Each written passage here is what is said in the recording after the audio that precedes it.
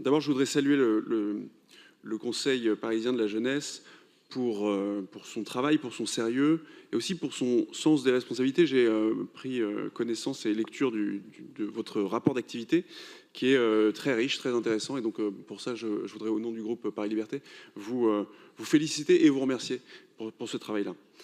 D'autant plus qu'il est toujours plus facile de commenter la vie publique que d'y participer. Et c'est un exercice qui n'est pas forcément évident, y compris prendre la parole à la tribune du Conseil de Paris.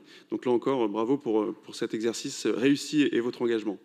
Vous qui avez élaboré ce vœu, vous avez choisi de vous engager sur un sujet qui est difficile, qui est parfois dramatique et qui touche directement votre génération. J'aurais aimé dire notre génération, mais je crois que j'ai dépassé de quelques années le seuil de votre génération. Donc c'est ce sujet de la cohésion entre les jeunes et surtout de la prévention des RICS. Et vous avez eu raison de vous en saisir, puisque une RICS n'est jamais un simple fait divers. Derrière chaque RICS, il y a des jeunes qui se mettent en danger, il y a des familles aussi qui s'inquiètent, il y a des établissements scolaires ou des quartiers dans lesquels un climat malsain de tension et de violence s'installe, et parfois, malheureusement, trop souvent, des vies brisées.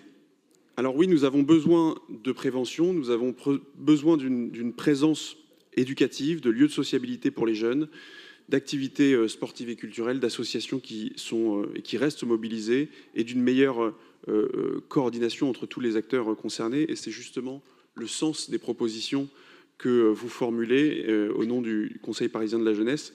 Mais je voudrais dire aussi que nous devons être lucides, puisque cette prévention qui est nécessaire et qui est indispensable ne dispense pas d'une autorité publique capable de protéger les jeunes et de sanctionner les violences.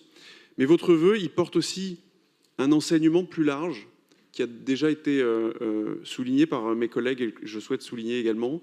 C'est ce que votre travail dit finalement de la jeunesse parisienne. On entend souvent parler des jeunes comme d'un public à accompagner, à protéger, à aider, voire même parfois, avec un petit peu de paternalisme, à materner. Et ce vœu nous rappelle que vous êtes aussi une génération qui voulait prendre la parole, qui voulait prendre votre place dans le débat public et qui voulait participer à la construction des réponses aux défis qui vous concernent. Et au fond, qui mieux que les jeunes eux-mêmes pour parler des enjeux qui touchent directement leur génération. Ce vœu, il a une force particulière justement parce qu'il a été élaboré par des jeunes qui sont finalement en première ligne de ces phénomènes de violence et d'ultra-violence pour ce qui est des RICS.